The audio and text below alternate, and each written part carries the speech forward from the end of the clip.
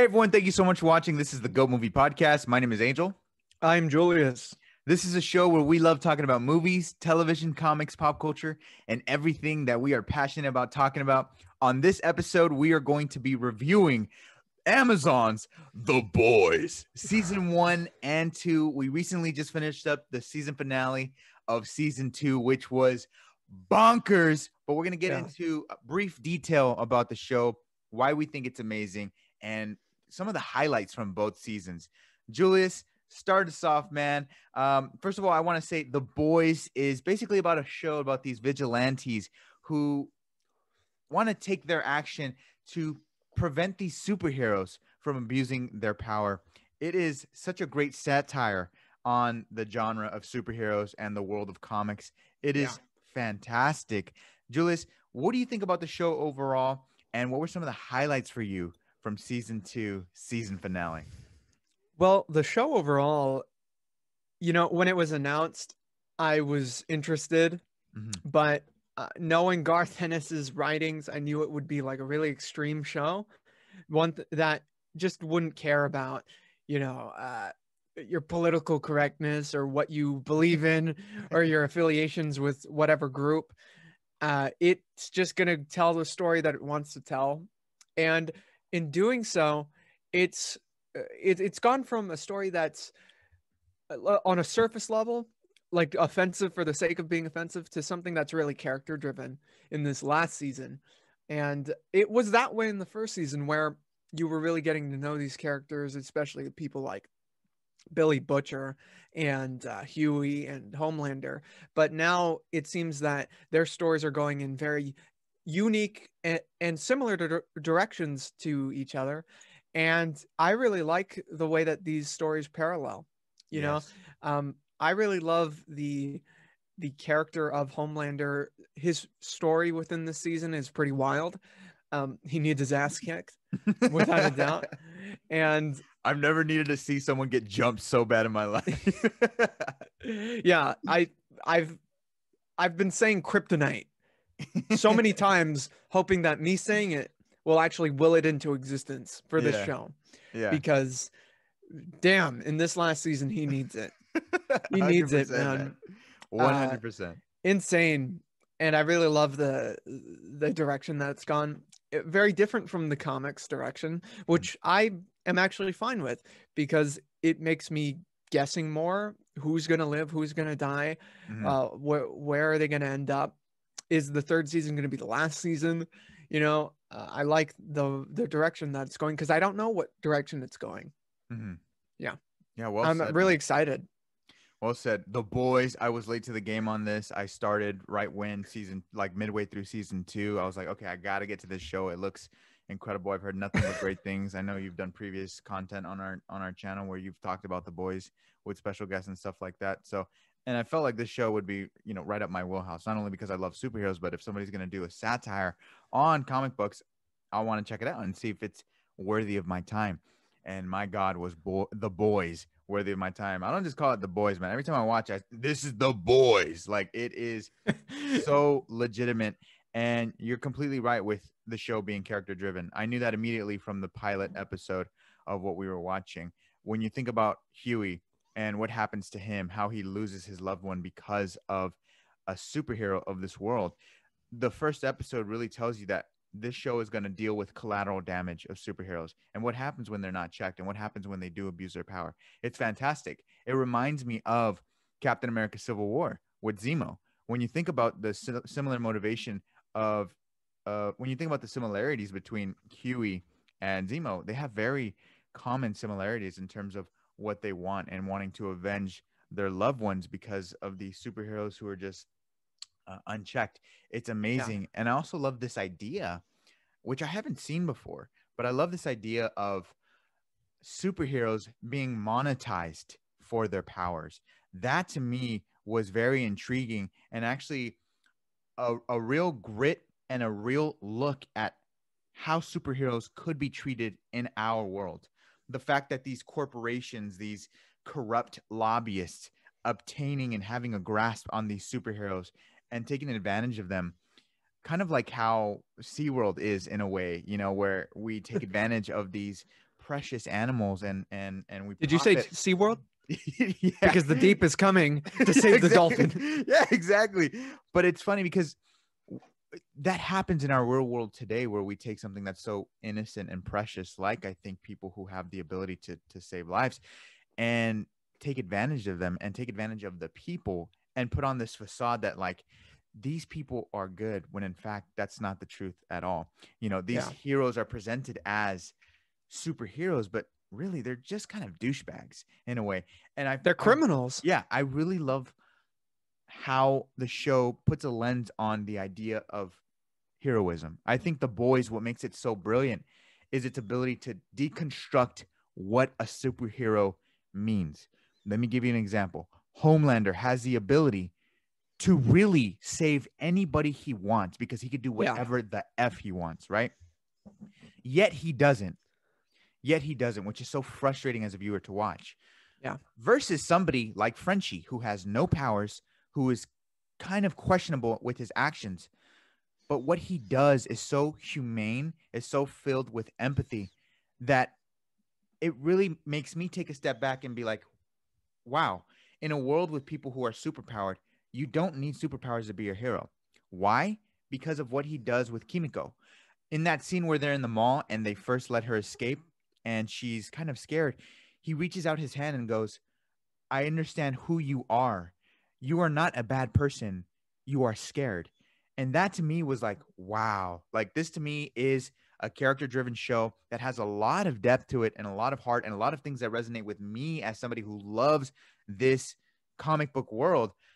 It's fantastic. The fact that they can remind me, even with superpowered beings known as the Seven, the fact that they can remind me that to be a hero doesn't really mean that you need powers is really cool to me, man. Yeah. That's what I really love most about the show. I love the characters. They're really cool. I love that the show is raunchy and they are not afraid to kind of like, be in our face about how over the top they are. It is really fantastic, especially that first season. One of the highlights for me in season 1, and I want you to talk about this first, is the fourth episode, which is which one was that? The airplane episode. Oh, yeah. With Homelander and Queen Maeve. What did you think about that episode? Well, that's actually what I was going to bring up, because you brought up the whole Homelander can save anyone. I think a lot of it is this really backwards mindset that's actually been implanted with him since childhood, since he was growing up in laboratories. This idea of like expendability, you know what I mean? Because he could very well have saved those people. Like Queen Maeve actually did bring up an idea. Just go, just one at a time. You're right. One at a time. You can do it. There's no way you can't do it if you start right now. And he's giving up these excuses. You get the idea that he's lazy in that moment, lazy to do it, right? Lazy to save these people's lives. But I think the actuality is that he doesn't see the value in their lives, right? Which is why he turns on them so quickly. And it's one of the most horrifying moments. I remember watching that first, and I remember messaging you saying, back when that first season came out, that episode premiered, or I don't remember if it was the whole season that premiered at once, or if it was in this season's way, one at a time. But when I saw that, I remember messaging you saying, dude, you got to watch this, and it's going to change your opinion on that moment in Man of Steel when Jonathan Kent tells him maybe, right? Oh, I think that scene was a direct response to maybe, right? Yeah. What was I supposed to do? Just let them die? Maybe, right? Look what happens. Look what happens when you say maybe instead of do the right thing. Yeah. For Homelander, the right thing was preserving his PR in that moment. Right. His goal was to preserve the attention, the money, and the respect that is fake right now, because it really delves into celebrity culture and the trappings of fame, which is a really unique part of it, which is why I'm very happy that the most memorable things about this show aren't the action sequences or the power-oriented scenes, right? The characters are really pushed to the forefront, Yeah. which is incredible, which is why, and I heard this in another review, it was a really good point. It's another reason why the superhero movie genre isn't going anywhere for a long time, because we're getting different types of things, different types of stories. And if character is pushed, like in The Boys or like in Joker, or even Endgame and Infinity War with Thanos, right? Right. You're going to get more takes on it, which keeps the business going. And I love that aspect of the show. And I love the meta quality to the show.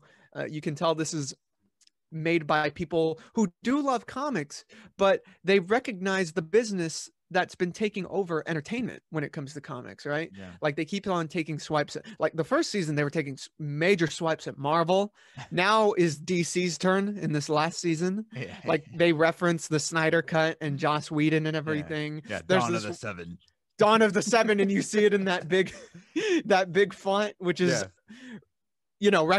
like completely, you have to know what that is. Yeah. um Exactly. wow. And it's not just meta for the sake of telling those jokes, it's meta saying something, you know. And I think that's a brilliant part of the show, and I can't wait to see how they incorporate that in future seasons, especially since it seems like they're bringing in more Marvel takes on characters now with the Soldier Boy. I told you, I messaged you, man, he better get his own like Avengers team to take the Seven out, you know? Yeah. And then we can finally get that Marvel versus DC Oh man, I would love to show see that. in a way, in a weird effed up rated R way. But yeah, I love that. And I also love how it tackles a lot of social aspects in our real world, especially this last season where they really, insane how relevant it is to this year. Oh yeah, I Right. completely agree. Especially in season 2. I remember one of the episodes for season 2 opening up with that guy who was influenced by Stormfront's Yeah. rhetoric and her political agenda, which is like to keep America safe again and stuff like that, which is familiar if you're aware with what's going on in our world. That Sadly. boy was real proud. Yeah, that boy was real proud, and it's unfortunate what happens at the beginning of that episode. I won't Yeah. spoil what happens, but what happens is very chilling, and I love that this show is able to give us commentary that is actually sophisticated while also giving us just like wild things, like somebody's huge penis wrapping around one of the characters' necks. You know what I mean? Like that's so freaking crazy. Like if I explain the plot of The Boys to somebody, that's probably what I would say. I would say, imagine like a 30 Twizzler's foot, dick. yeah, a 30-foot penis wrapping around one of the Mr. main characters' necks. Fantastic's Friday night. Yeah, exactly. Yeah, exactly. This show is Hey Sue. yeah. This show is so wild, man. But I'm telling you, season 1, episode 4, I believe is still my favorite episode throughout both seasons. And here's why. It's that episode. It's It's really that episode that indicated to me as an audience member. They made a statement saying, this is what it means to be a hero, and this is what it means to be a super villain. And not being a hero is just as bad as being a supervillain. Why? Because you have the ability to be a hero and you're not taking that chance. Yeah. Homelander is, I think, one of the best written characters I've seen in the comic book genre. And so quickly, too. Anthony Starr as Homelander, I think, is absolutely brilliant. He is brilliant. As a villain, as a character, immediately I register him up there with Heath Ledger's the Joker, with Josh Brolin as Thanos, with Daniel Bruhl as Zemo, really, in terms of villains, with David Tennant as Purple Man, Kingpin from Daredevil, immediately. And here's why. We as an audience love to hate this man. And it's because he looks at life as really nothing. For him, he is the strongest character on this show, yet he's really the weakest on the show. And it's because of his lack of humanity. And I think of his interpretation of humanity. For him, and his lack of self-respect also. Yeah, absolutely. Yeah. For him, he is uplifted by the idea of fame and wanting to seek the approval of others without really understanding how to get valuable approval from others. You know, Yeah, when he's earning on, it, you know. yeah, when he's Yeah. on that plane and that little girl's like, "Save me, take me," and Queen Maeve is like, "Please, at least take her," and he's like, "No," you know, looking her in the eyes, "No, I'm not. I won't. It's nothing," you know. It's like, wow, like you have. It's so easy for you to be a hero, yet you choose not to be Yeah. willingly, wholeheartedly, willingly. And it's such a frustrating scene to watch. It is chilling. I I wanted to do something so bad, man, and the fact that they were able to compel me so much as to make me stand up and want to do something and save that plane or have somebody save that plane or hold those hands of those people who died or were in their last moments. Like it's so Yeah. freaking crazy. But I love that about him. I love that he just refuses to do everything but good. That's what makes him a true supervillain who is not just about twirling their mustache and being like, yeah, you know, I'm bad.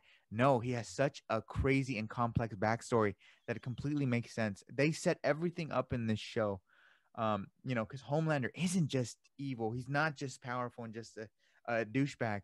You know, they make it very clear that the reason he is the way that he is because he lacks love and he lacked a mother when growing up. And that's what made him so aggressive and angry and full of hate.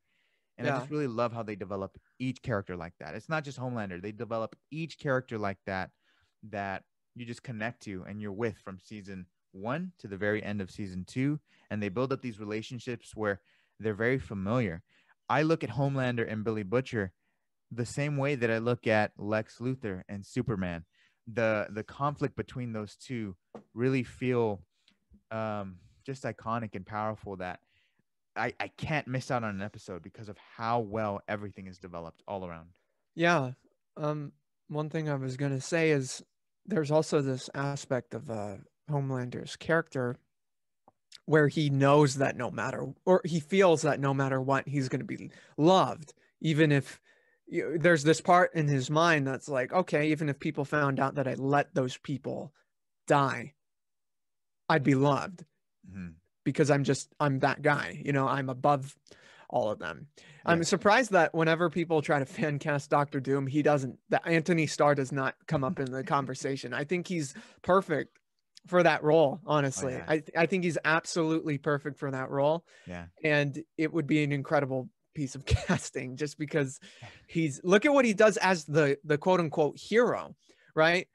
I would love to see that. And by the way, the actor is very different in interviews Mm-hmm. than Oh he yeah. is Oh in my the god. show. And I think he's really brilliant for it. I'm sure that he was watching movies like Man of Steel and Captain America and picking up on the little nuances of Chris Evans and Henry Cavill's performances, or maybe even Christopher Reeve, you know, because he gets that hero persona so down, you know, but and there are little subtleties within his performance that really make it so like perfect and also insidious, you know, how Yeah. he's tricking everyone, you know. I mean, that costume alone, if I were in this world and I saw that guy in that costume, I would be like, okay, something's up with that dude, Mm-hmm. right? It's just so obvious, you know, Yeah. it's so obvious, obviously pandering, you Yeah. know.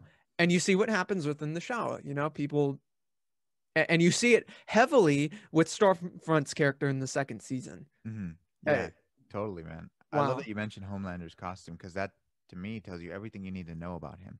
Yeah. You know, he's got the American flag and he chose the American flag to be his cape. And there's a reason why. You know what I mean? Because he wants to give off the perception that he is this golden boy who loves baseball and loves America.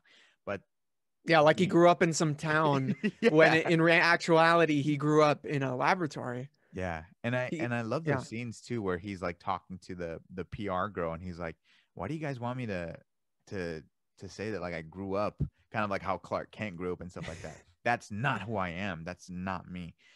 And it's really cool to see outside forces as well manipulating his mentality too.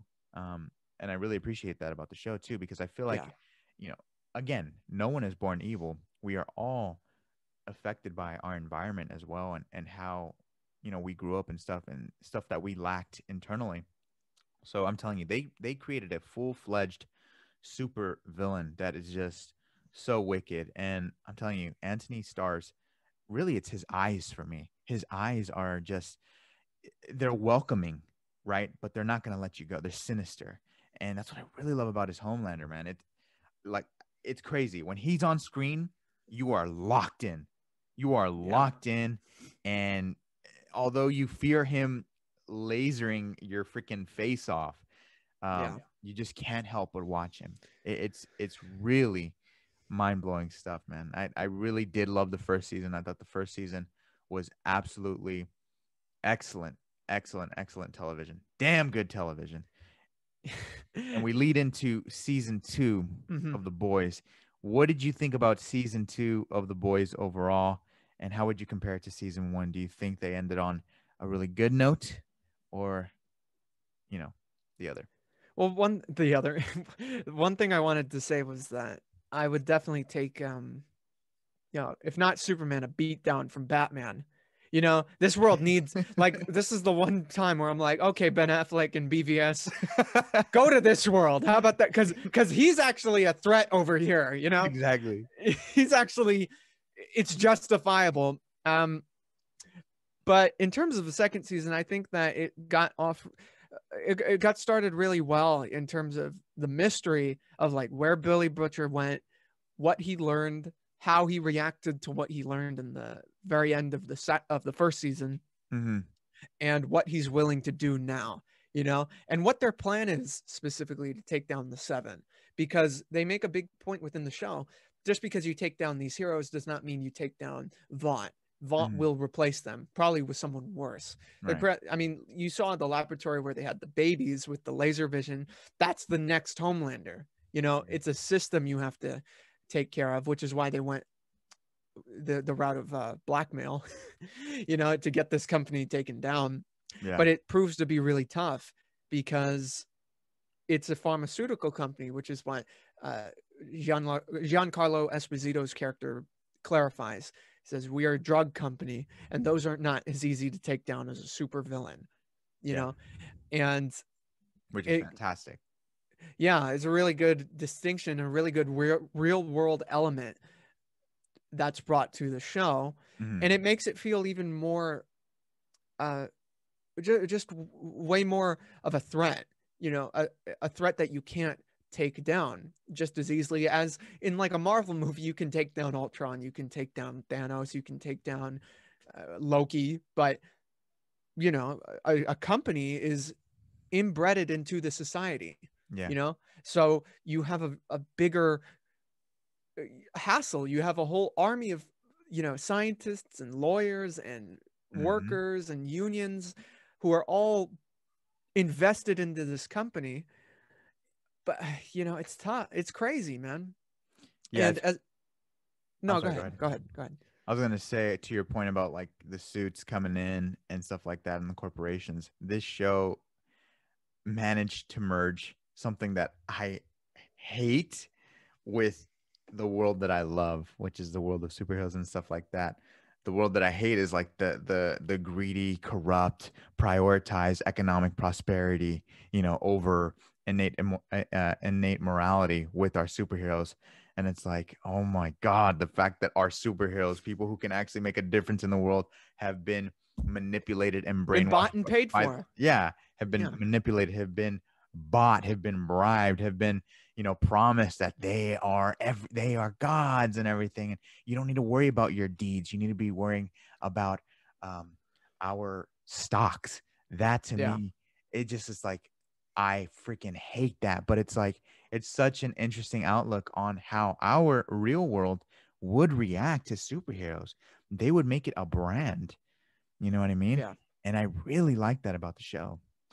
One thing that actually got me, one thing that I wasn't a big fan of the second season was some of the characters and how they were so desperate to get back into the Seven, like 8 Train and the Deep. The Deep I was more cool with because that guy's just stupid, and they had the interesting church story with him. 8 Train, though, I felt his character arc was a bit one note in this season, because all he's looking for is going back into the Seven. And I'm really waiting for some of these heroes to look at the company as like, well, I understand the money and the fame and all that, but there's got to be something deeper. And I felt like with the deep, there was something deeper, he's dumb, but there's that scene where he is going through his own like self-respect before he's really integrated into this church, and I just felt like with some characters that was lacking, that motivation was lacking. Yeah, I completely agree with you on A-Train. I definitely thought season 1 was flawless, but I did have issues with season 2. Minor issues. I definitely think that the second season, for me, I thought the pacing wasn't as efficient as season 1, especially because I felt like the first 5 or 6 episodes we just saw the boys kind of just in their hideout, kind of really no action had been taken. I know they were hiding from like the FBI and there were fugitives. But I mean, in season 3, some big stuff episode 3, some big stuff happened. What happened again in season 3? I mean, that whale got whaled. Oh yeah, that's right. The whale. Yeah, that's true. I don't know, but I just felt like watching the second season. I just felt like it dragged out a bit, and I felt like I was like, okay, let's get back to the interesting storyline, which is really, Huey trying to get back at Vought and superheroes because Robin died, and I kind of felt like that was lost a little bit. I know he met Starlight and, found a new love and stuff like that, but I felt like his motivation to really take down Vought, the intensity of it kind of deteriorated in season 2 a little bit. And also, the feud between Billy Butcher and Homelander, I was like, let's get back to that juiciness, because the way they set that up in season 1 was just flawless, especially with the cliffhanger at the very end of season 1. It was like, whoa, I gotta see them face off.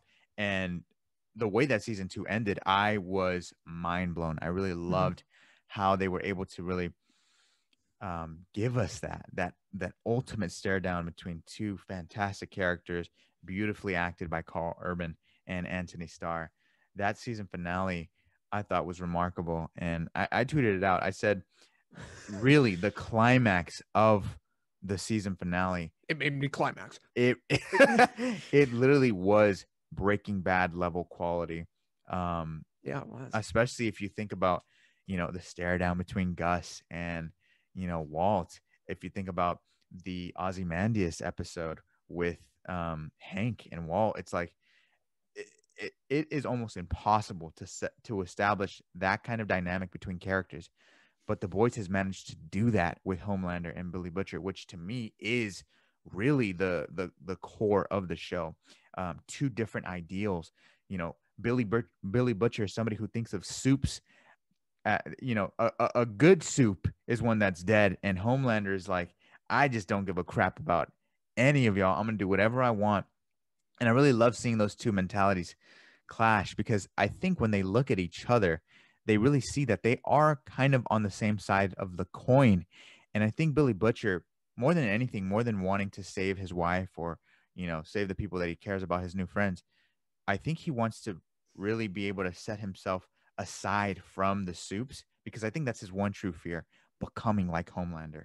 And I think it's really interesting when you watch this show, when you see how diabolical Billy Butcher can be, it really shows you like, wow, he is really almost on that Homelander level, and seeing him prevent himself getting to that point is really cool to see as well.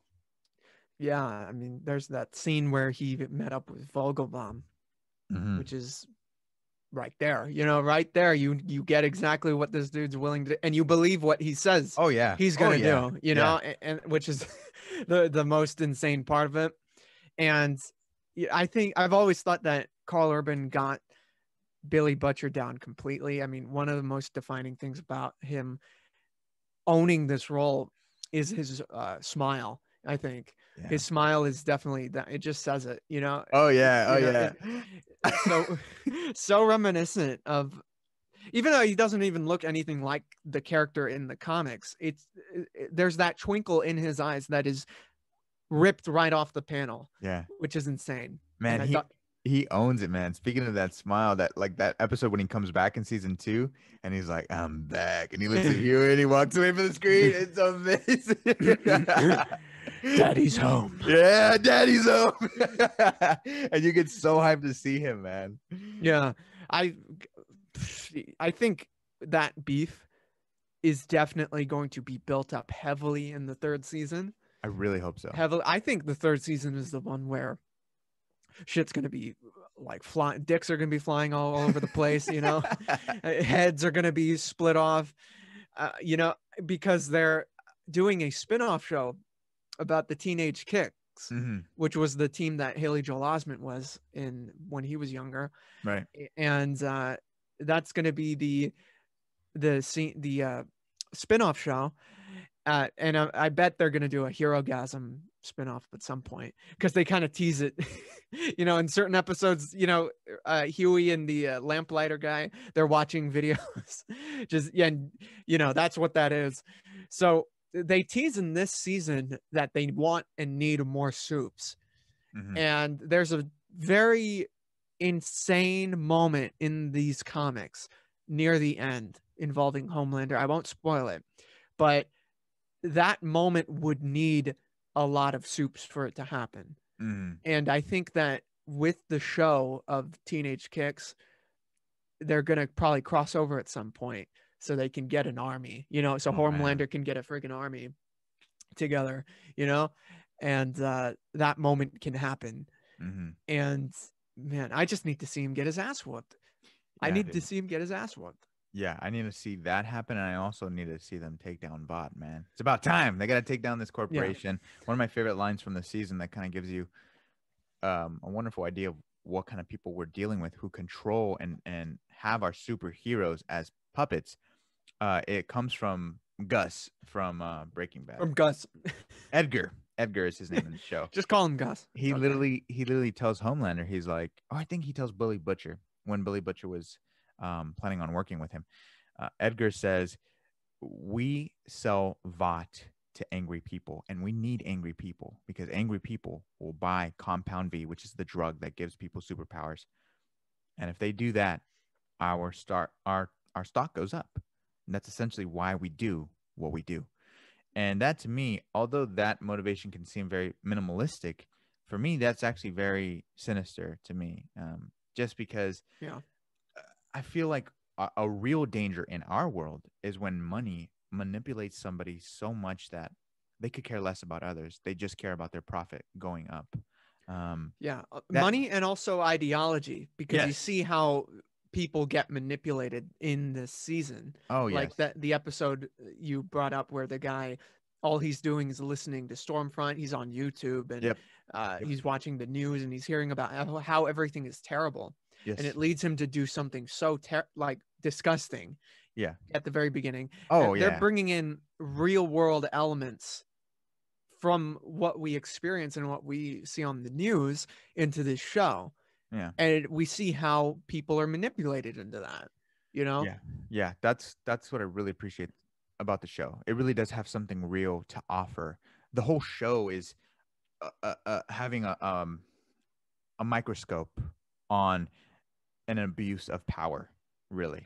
An abuse of power when it comes to powers, an abuse of power when it comes to money, greed, lust, hate, and most importantly, as you mentioned before, fame. How fame allows you to have control over people, and how if you are of that status in the world, you need to be conscious of how your words and how your actions are perceived by others, because unfortunately in society, celebrities do have an enormous effect on people and their standards of beauty, of lifestyles. So I really love that the show is not afraid to criticize celebrity culture, and also not even criticize is not the right word. Fuck up. Like, honestly, go after them, you know, like eviscerate celebrity, the whole idea of it.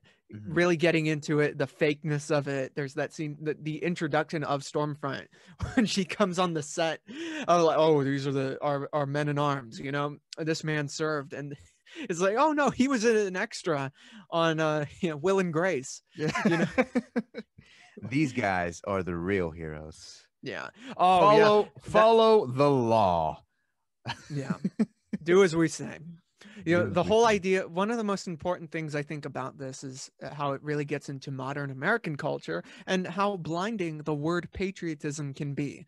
You know, Yes. how an issue can be completely, no matter how immoral it is, as long as you put in the word patriotism in a Mm-hmm. speech, or as long as you're that crazy chick from the RNC who's like, and we will, from the ashes of their world, you know, we'll build a better one. Yeah. You know, that like that type of crap.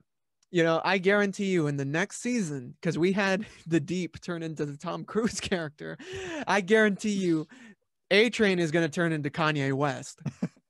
You know, I hope because this year alone, this year, you know, they're coming up with some insane stuff for season 3 Yeah. because they got extra time now because of this whole pandemic. They can go back on their original plans and say, yeah, but let's incorporate this. Let's bring this in. You want some riots? Riots over superheroes and Compound V? Who gets it? How much does it cost? Should people be allowed to? Legislations against uh, public use of Compound V. Mhm. Here's a riot for you. You Yeah. know, Yeah. people storming Vought Tower, bringing it down. Right? Imagine that someone Yeah. actually managed, like the boys manage to bring down Vought Tower, and then they pin it on like terrorist supervillains, as it were. Hmm. You know, there's a lot to do. There's a lot to do after this year. Yeah. And I also really love that we're able to watch a show and we can recognize their commentary on what they're trying to do. For example, when things go bad in the show and Homelander comes on and talks to the public, or Oh you yeah, know, oh yeah, even through television, in order to clean up their mess, all they have to say is, oh, you know, Starlight was a terrorist and we had to, you know, we had to seize her. uh, that is crazy. The fact that that rhetoric, that speech, has an effect on people to go to excuse the behavior that they do is just, it's sickening, man. And it's just, it's crazy that this show, as wild as it is, I think has such an important thing to say that I think makes it a mandatory watch.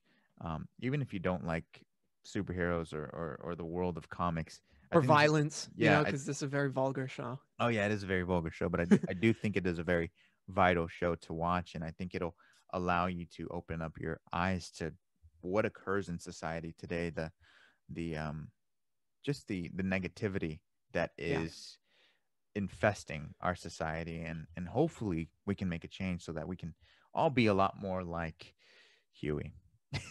No, I yeah. think it's a really wonderful character. But speaking of characters, the addition of Stormfront in season 2, I think, was pretty significant. What did you think about Stormfront and how she influenced the story? Um, I love that actress. I think she was fantastic in the Mm, show, and I think it made it worked way better for her to be gender swapped because in the comics she is a man. You know, Stormfront is an actual guy, right, and the he's actually a play on Shazam. You know, right.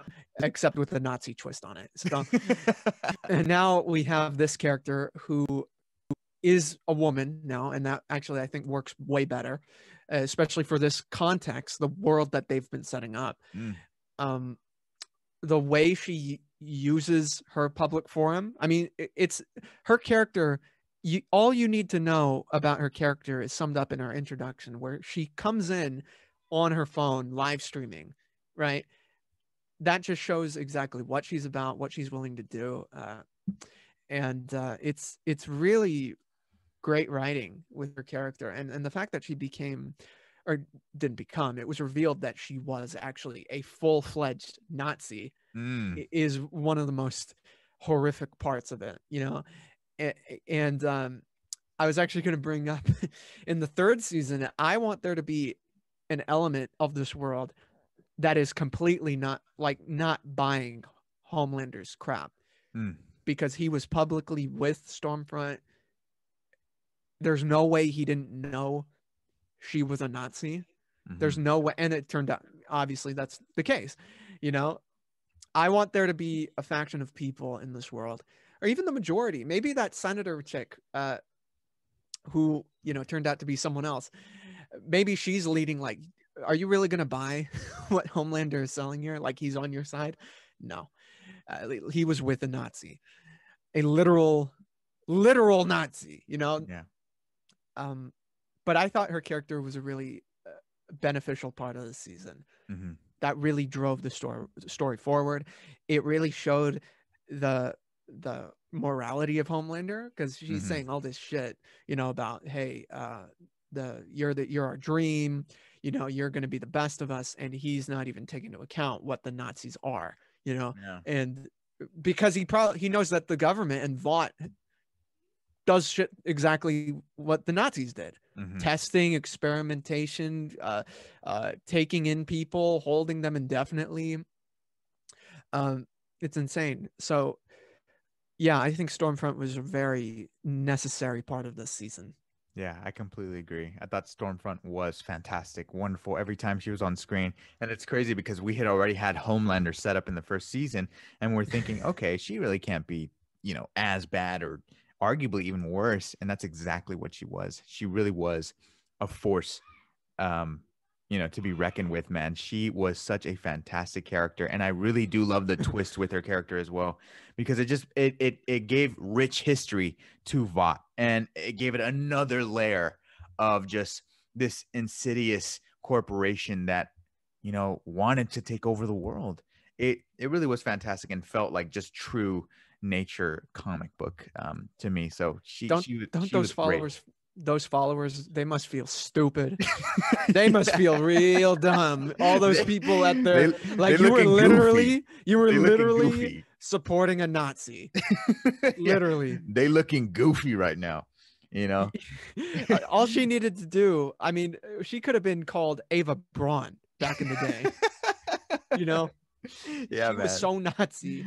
That's why it's always they did important. not see that coming.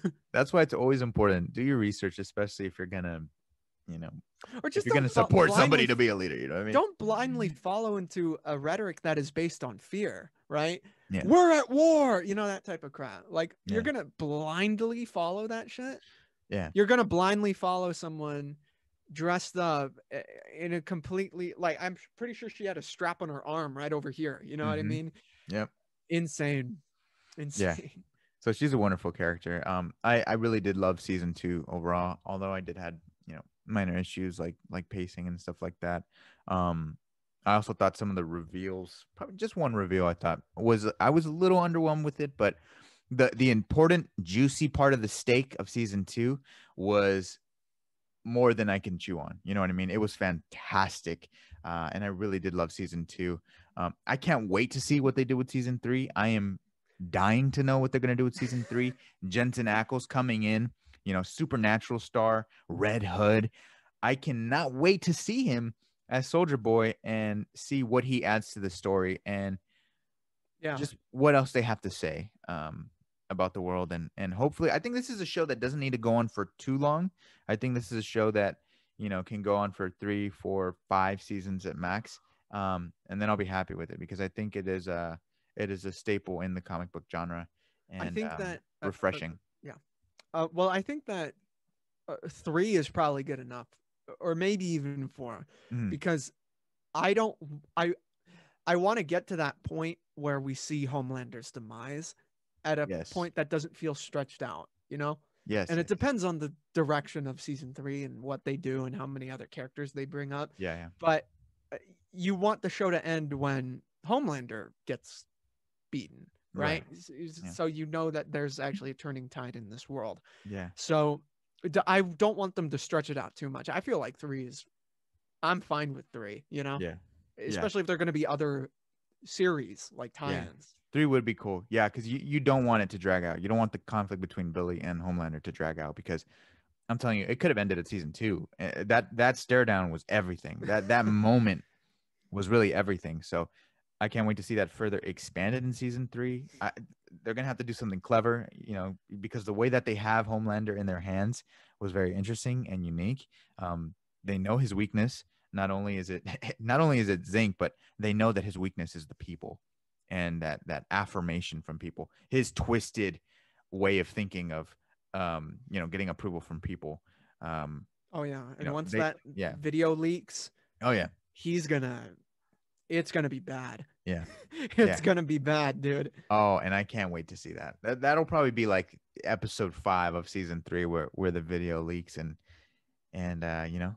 Oh man, that line delivery when he was like, "If you do that, I will destroy everything and everyone." Man, iconic. He really does deserve some awards for Homelander. I'm telling you. Yeah, he He really he does. really does. He really does. For him to be just at this next level where no one can touch him and he can literally be casted in anything. You know, I've seen some really cool choices like of people putting Anthony Starr next to, you know, Wolverine, next to Reed Richards, next to Reverse Flash, next to just anybody. And I'm like, yeah, I'm cool with that. Yes, yes, yes, yes. Him in anything because he is awesome. I honestly think Doom would be the best route. I think that would be insane. I know it's similar, you know, like the big villain and everything, but he's good at playing that. He's really good at playing that, he is. you know? He is. He And it's really a is different good. enough character, you Yeah. know, to play. Yeah. And if it ain't broke, you know, don't fix it. Yeah, one thing I wanted to ask you was how this show has impacted your viewing pleasure of the mainstream superheroes like Avengers and Batman and Superman. Because I've seen some comments from people who, because of this show, like they don't like that stuff now. Like the Oh. one comment I saw specifically was the Avengers movies, they feel like propaganda now because of the boys. So how do you feel about that? I don't agree with that. I like the idea of superheroes can feel like propaganda. Um, Especially if you look at the show through a lens of let's take advantage of our heroes, let's take advantage of the people and make them think that there are heroes around. Right. But that's not what Avengers stands for. When I watch those movies, they actually have something real to say as well. Like we have a responsibility to save people. And if we don't, avenge them at least. That's okay. That's why I'm watching the Avengers. Right. I want to see people do great stuff, and also Iron Man has a kick-ass suit, and Cap looks great, you know, and stuff like And that. look what So happens when they don't do that. yeah, It's called The exactly. Boys. Yeah, exactly. It's called The Boys. And so I don't know how you can like The Boys and not like something like The Avengers or Christopher Nolan's Dark Knight trilogy, because The Boys are representative of those heroes that we see at the forefront in those movies. When we see Huey and Starlight have fantastic conversations about faith, about what it means to be good, about why the idea of being naive and not doing anything are synonymous to uh, being a hero, because that's how Homelander, that's how the Seven are being brought up. They're being brought up as these heroes, but they're not. They're naive. They're selfish. They're selfless. Or they're not selfless. They're horrible people. Right. But why? And it's because of the corporation's priority to lift them up so that they can make a quick buck. Yeah. That's not what the Avengers stand for. The Avengers are basically the boys, you know what I mean? Because they are vigilantes wanting to do the right thing. And that's exactly what these characters do. They're trying to steer the ship in the right direction. You know, I forgot if Starlight said it to Billy Butcher or something. Someone said it, I think, in the show, where they said, if you're on a boat and you allow a really bad person to steer you guys into like an iceberg, then it's your fault as well, because you have the capability to take out that person and steer yourself in the right direction. Kind of like the theme of Spider-Man, really. With great power comes great responsibility, right? Right. And Civil War, when bad things are happening and you do nothing to stop them, they happen because of you. That's exactly right. I don't know how somebody can love the boys and not love exactly what started this all. No, yeah, I makes it understand. weird. I think the to play a bit of devil's advocate, I think the reason why someone would love the boys and not the mainstream, like the Justice League and the Avengers, like the Marvel and DC guys, right? I think the reason they would prefer the boys is because the boys has this identity of being a parody, for one thing.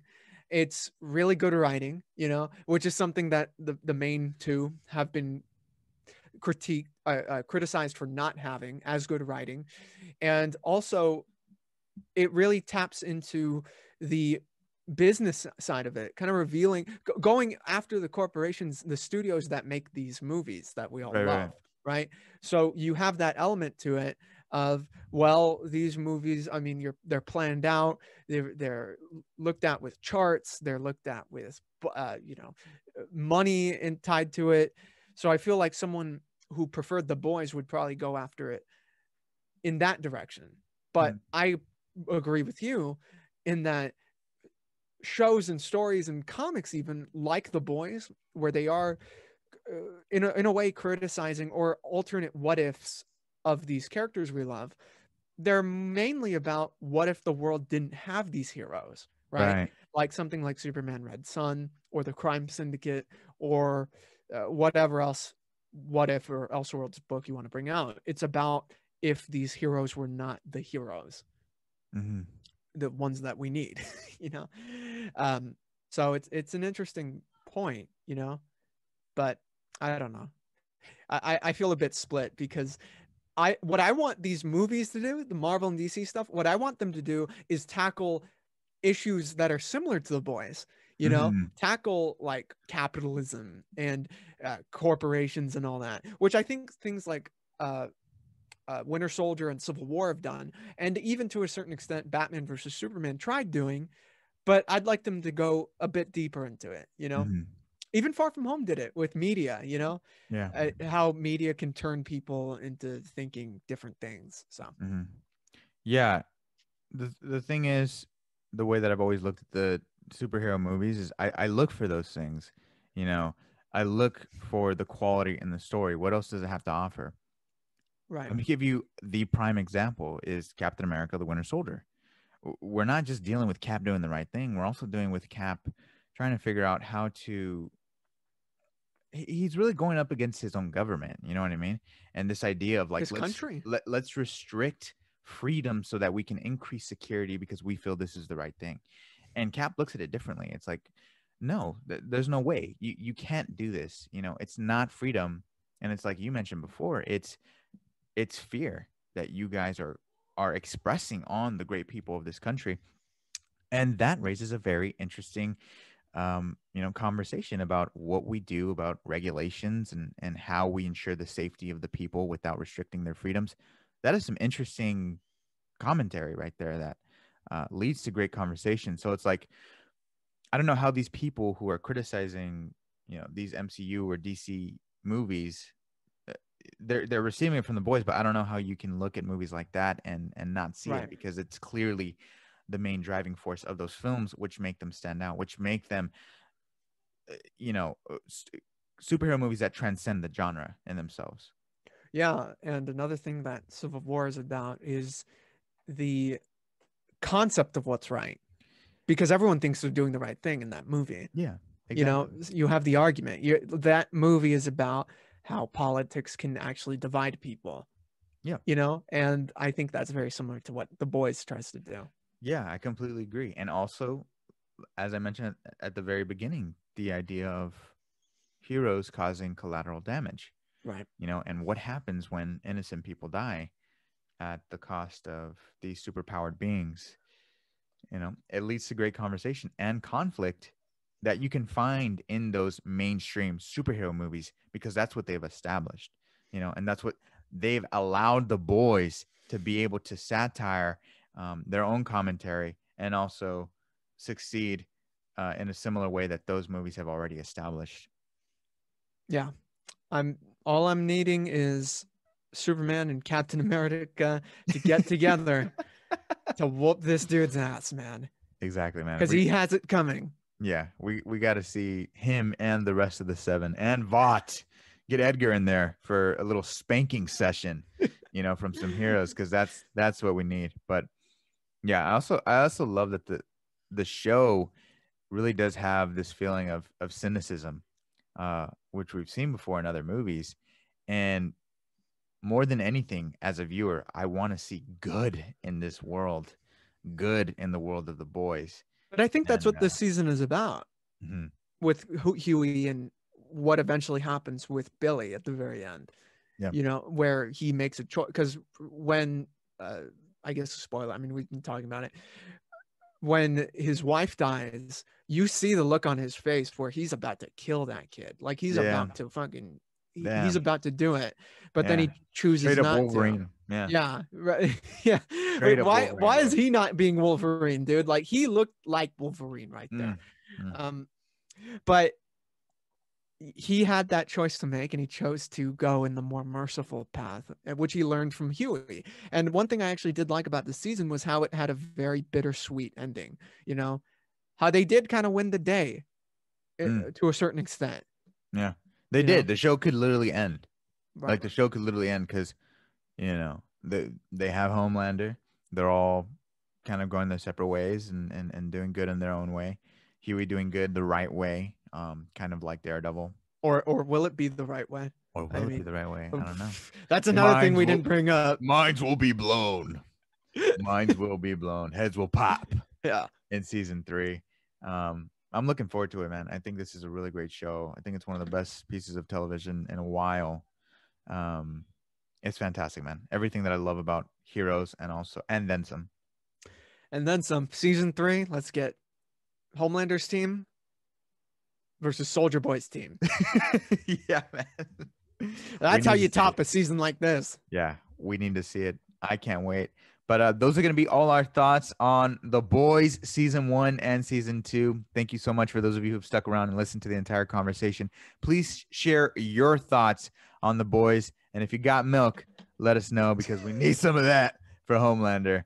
Thank you all so much. That's his kryptonite. If you want to be a subscriber, please feel free to subscribe. We have over 3,500 subscribers and can't wait to have more of you on board, because you make this community the greatest of all time. My name is Angel. I'm Julius. And this is the GOAT Movie Podcast. Thank you so much for watching.